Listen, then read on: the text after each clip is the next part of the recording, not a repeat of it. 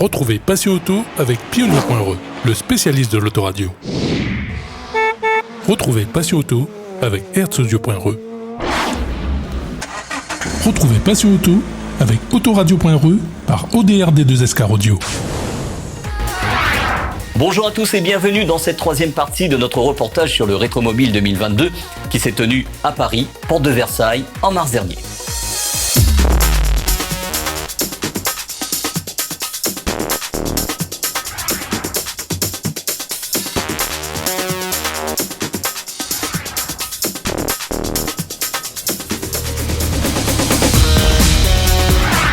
Dans les éditions précédentes, on vous avait présenté le salon Rétromobile avec les constructeurs Renault, Citroën et DS avec leur stand sur le salon.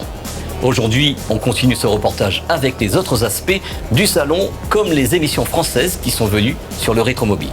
On parlera aussi du musée de la gendarmerie et aussi des véhicules militaires.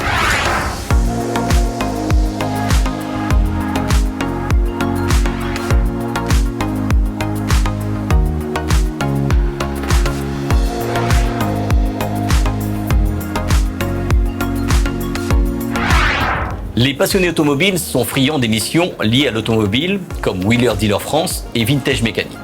Sur le Rétromobile 2022, ces émissions de RMC Découverte sont bien présentes sur le salon cette année, histoire que les passionnés peuvent s'approcher des acteurs de ce domaine.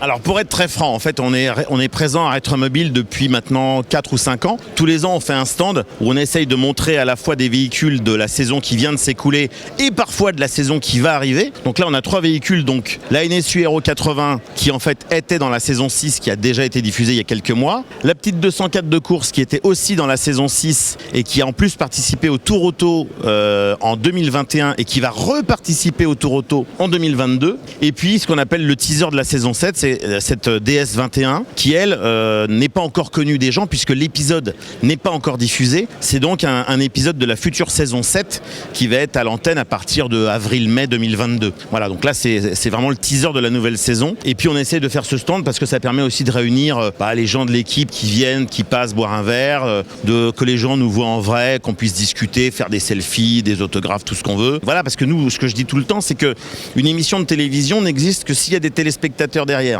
Donc il est important et ça me semble normal qu'on puisse être au contact des gens qui viennent nous voir dans les salons parce qu'on se doit aussi évidemment d'être présent pour leur dire on est là, venez nous rencontrer et ça me paraît normal de consacrer un petit peu de temps à ça pour qu'on puisse être en contact avec les gens qui nous regardent. Et donc s'il n'y a pas de téléspectateurs, il n'y a pas d'émission. Donc c'est aussi simple que ça. Il est donc normal qu'on passe du temps aussi avec des gens qui nous regardent et puis qui vont nous donner leurs opinions, qui sont des opinions parfois avec des interrogations, des choses assez constructives, des remarques parfois qui nous donnent des idées, ça arrive aussi. Donc ça c'est important. Voilà. Il y a aussi pas mal de professionnels dont le travail est mis en valeur dans l'émission. Parlez-nous de ces professionnels. C'est important. Donc on avait fait une sorte de casting entre guillemets de différents restaurateurs qui forment les équipes de l'émission. Et moi j'en ai évidemment, il y en a certains que je connais très bien qui sont venus en fait avec moi, d'autres qui avaient été castés indépendamment par les gens qui ont monté l'émission au moment où tout ça s'est réuni. Et on a eu la chance d'avoir, je dirais, une équation qui s'est bien résolue puisqu'en fait les différents restaurateurs de l'émission sont tous très complémentaires. Il y a des caractères assez différents, il y a des envies assez différentes, il y a des compétences assez différentes et du coup tout ça se complète très très bien. C'est dans la bonne humeur. Alors évidemment on s'en cache pas, c'est ce qu'on appelle un documentaire de divertissement. C'est pas du reportage Vintage Mécanique, c'est du documentaire de divertissement. Donc évidemment c'est scénarisé, c'est écrit, mais ça n'empêche pas d'être dans le vrai puisque par définition quand on est à s'occuper de restaurer des voitures, on les restaure pour de vrai évidemment, donc on a les vraies problématiques réelles qu'on a nous aussi à titre personnel quand on restaure des voitures. Est-ce que je dois acheter telle pièce ou telle pièce? Est-ce que telle ou telle pièce existe? Est-ce que tel ou tel professionnel va pouvoir m'aider parce que là je sèche, je sais plus comment faire, donc je vais faire appel à un professionnel qui lui va m'aider et me donner les bonnes indications pour que je m'en sorte. Voilà, donc on est dans la vie réelle, c'est-à-dire que c'est les problèmes que rencontrent tous les collectionneurs. Moi, je suis aussi collectionneur, bien sûr, à titre personnel depuis 30 ans. Donc, j'ai eu tout un tas de galères dans ma vie de modeste collectionneur. Donc, c'est des choses que je connais puisque je les ai vécues moi-même. Et voilà, le résultat, c'est l'ensemble de Vintage Mécanique aujourd'hui où on pose des problématiques avec à la fois des véhicules très populaires qui parlent à tout le monde parce que c'est des véhicules qu'on a ou qu'on a eu ou qu'on aura. Et puis des véhicules qui sont des véhicules qui font rêver, qu'on n'aura sans doute jamais parce que inaccessibles. Et puis, la troisième catégorie que moi j'affectionne particulièrement, c'est les véhicules que j'appellerais un petit peu décalés, qui sont des véhicules soit rares, soit inconnus, soit inattendus, soit bizarroïdes. Et je pense que c'est important aussi, donc on ne se prive pas de faire du machinisme agricole, des véhicules militaires, pourquoi pas un jour un avion, un bateau, une locomotive, enfin tout ce qu'il y a de la mécanique. Voilà. Un grand coucou à tous les amis réunionnais, évidemment. Je sais qu'il y a aussi beaucoup de passionnés sur l'île de la Réunion. Donc je vous embrasse bien fort et je vous dis à bientôt. Et je suis très heureux de savoir que grâce au satellite, on est en contact. Moi, je ne vous vois pas. Vous nous voyez. C'est génial. Dans l'édition de la semaine prochaine, on se rendra sur Moissy-Cramayel pour rendre visite à Céline et David, le garage de Lady Art Car, professionnel qui fait partie du programme Vintage Mécanique. Why do I regret this? In my mind reckless, thoughts are feeling endless, sitting up I'm breathless, anxiety's infectious, I feel so defenseless, betrayed and embarrassed, I hate being open, I hate being... Le patrimoine automobile français, c'est aussi les véhicules de la Gendarmerie nationale. Sur le salon, le musée des véhicules de la Gendarmerie est présenté avec quelques modèles qui nous ont marqués à travers toutes les époques. Alors bonjour, je suis Magali Dufour, je suis en charge de la communication du musée de la Gendarmerie nationale et ce musée se trouve à Melun en Seine-et-Marne. C'est un musée qui présente l'histoire de la Gendarmerie nationale du Moyen-Âge jusqu'à aujourd'hui à travers une collection d'un peu plus de 2000 pièces exposées. On remonte le temps autour d'une vitrine suspendue qui présente l'évolution de l'équipement et de l'uniforme et on a la chance d'avoir une collection très diversifiée qui permet de parler à chacun en fonction de ce qu'il est et de ce qu'il connaît. Et au musée, on a la chance de gérer un parc de véhicules anciens d'à peu près 80 véhicules qu'on a amenés ici. Alors en partie, aujourd'hui on présente 11 engins très variés. C'est une collection qui est stockée dans une caserne de gendarmerie et qu'on sort à des occasions comme Rétromobile.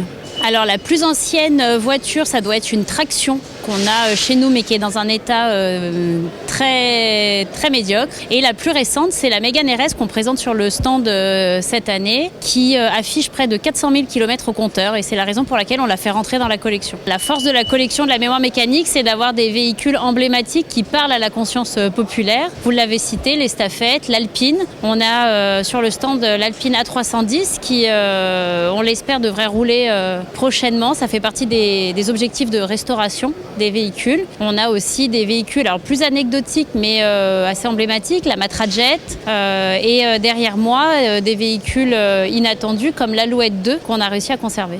Pour suivre l'actualité du musée, vous pouvez aller sur internet gendarmerie.intérieur.gouv.fr/musée, Facebook, Instagram et YouTube. Comme les véhicules de la gendarmerie, des passionnés œuvrent pour préserver les véhicules militaires afin de faire perdurer le patrimoine de ces véhicules du passé. Retrouvons Christophe qui va nous parler de la restauration d'un véhicule hors norme qui est présent sur le Rétromobile cette année.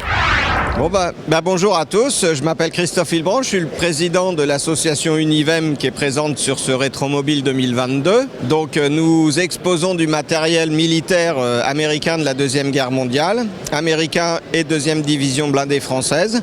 On est une association qui est basée à Satori et notre but est de préserver du matériel militaire et historique de l'époque. Le Rétromobile étant plutôt un salon civil, on essaye nous de représenter avec nos collègues du musée des blindés de Saumur qui sont juste derrière, vous voyez l'arrière du char, on essaye de représenter un petit peu le patrimoine historique militaire.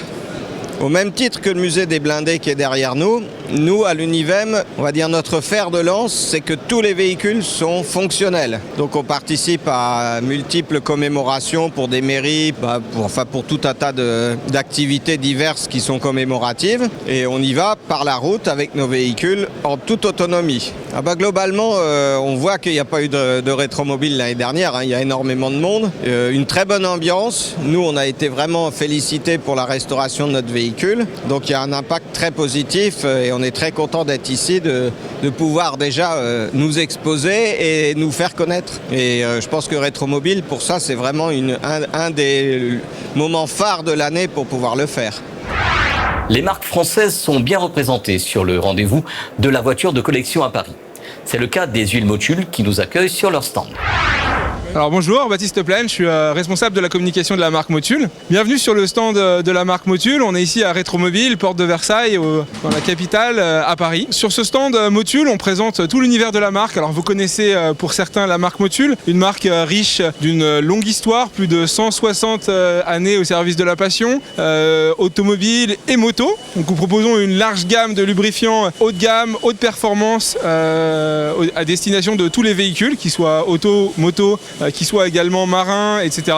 Et sur ce stand de Rétromobile, nous mettons les véhicules historiques, les véhicules classiques à l'honneur. On expose ici notre gamme d'huile à destination du coup des véhicules historiques, donc véhicules historiques des années 50 jusqu'à les véhicules Youngtimer. Et cette année, on a la chance de faire un spécial focus sur les huiles Youngtimer, donc une nouvelle gamme d'huiles que nous proposons pour les véhicules classiques, donc autour des années 80 et 90, des lubrifiants qui sont faits spécifiquement pour ce type de véhicule. Mais nous mettons aussi en avant toutes nos autres gammes, à savoir la gamme Car Care qui permet de prendre soin de son véhicule, le maintenir, le garder beau et resplendissant tout au long de l'année.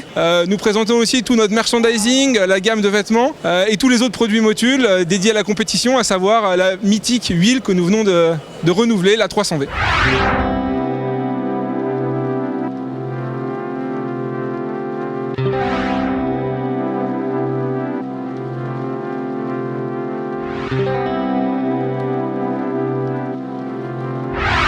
L'entretien de la voiture de collection, c'est trouver les pièces détachées dans les magasins spécialisés et sur Internet. Des sites se spécialisent dans ce domaine et la crise Covid a permis pour certains collectionneurs d'entretenir leur voiture malgré les restrictions. Bonjour à tous les amis de La Réunion. Eh bien, je m'appelle Philippe Guyot, je suis le directeur commercial de Bakelite, qui est la marketplace de la société Rénovatio. Bakelite, c'est un site web, c'est une marketplace pour fournir à tous les amis de la pièce classique et collection, pour tous les véhicules, que ce soit oldtimers, youngtimers, les voitures qu'on aime, les 205 GTI de notre enfance, les 403, les véhicules plus anciens comme les Jaguars, voire les pièces détachées pour les 4x4 anciens, Toyota, Land Rover, etc. Tous les véhicules pleins de charme qui nous font rêver, qui nous ont fait rêver et qu'on veut voir continuer à rouler pour les mois et les années qui viennent. Parlez-nous des 2 années qu'on vient de traverser avec la crise Covid. Comment ça s'est passé dans votre domaine ?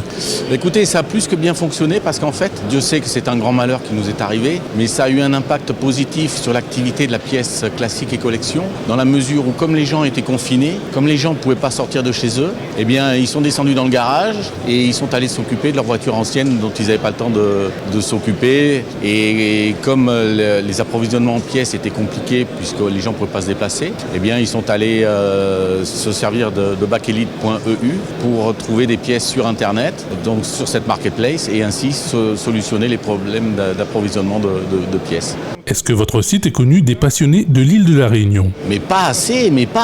On est intéressés. Contactez-nous. Nos amis de la Réunion sont les bienvenus. On est là pour vous trouver des solutions pour tout type de pièces, de lubrifiants, de pièces détachées, quelles qu'elles soient.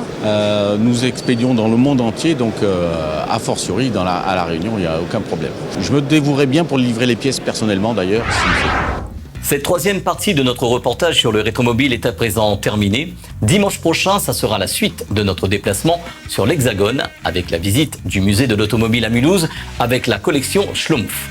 On se rendra aussi à Moissy-Cramayel chez David et Céline sur le garage Lady Art Car. Bonne semaine à tous et à dimanche prochain sur Télécréole.